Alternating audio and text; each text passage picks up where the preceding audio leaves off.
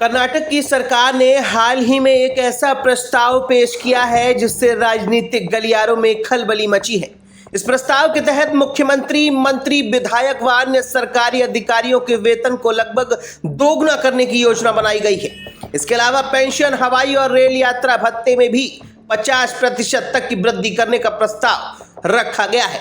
राज्य के विधायकों के वेतन और सुविधाओं में उल्लेखनीय वृद्धि का संकेत देता है। कर्नाटक के गृह मंत्री जे परमेश्वर ने इस निर्णय का बचाव करते हुए कहा कि बढ़ती महंगाई और खर्चों के चलते विधायकों का वेतन बढ़ाना जरूरी है। उन्होंने तर्क दिया कि जैसे आम जनता महंगाई से जूझ रही है, वैसे ही विधायकों पर बढ़ते खर्चों का दबाव है। उनके अनुसार विधायकों की तरफ से लगातार वेतन वृद्धि की मांग की जा रही थी, जिसे ध्यान में रखते हुए मुख्यमंत्री ने यह फैसला लिया है। परमेश्वर के सहयोगी एच.बी. पाटिल ने भी इस प्रस्ताव का समर्थन किया है और इसे पूरी तरह से उचित बताया है। उन्होंने तर्क दिया है कि कई अन्य देशों में सरकारी अधिकारियों को इससे भी अधिक वेतन मिलता है। उदाहरण के तौर पर उन्होंने सिंगापुर के प्रधानमंत्री और वरिष्ठ सरकारी अधिकारियों की वेतन से तुलना की। अब जानिए कितनी होगी वेतन में वृद्धि। मुख्यमंत्री का वेतन 75,000 से बढ़कर 1.5 लाख किया जाएगा।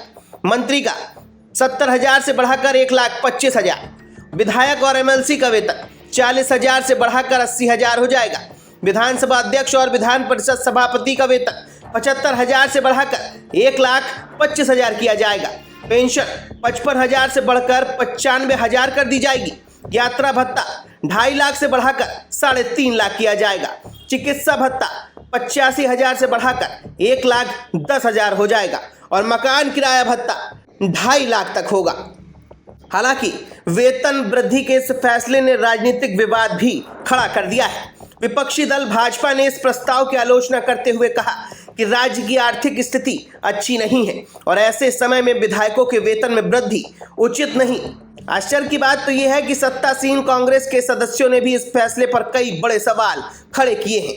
लोगों का मानना है कि राज्य की जनता महंगाई, बेरोजगारी और बुनियादी समस्याओं की कमी जैसी समस्याओं से जूझ रही है।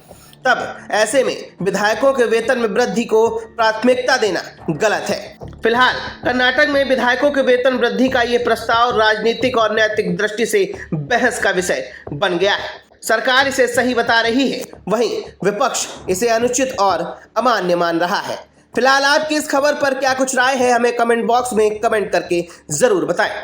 Bureau report, the leader Hindi.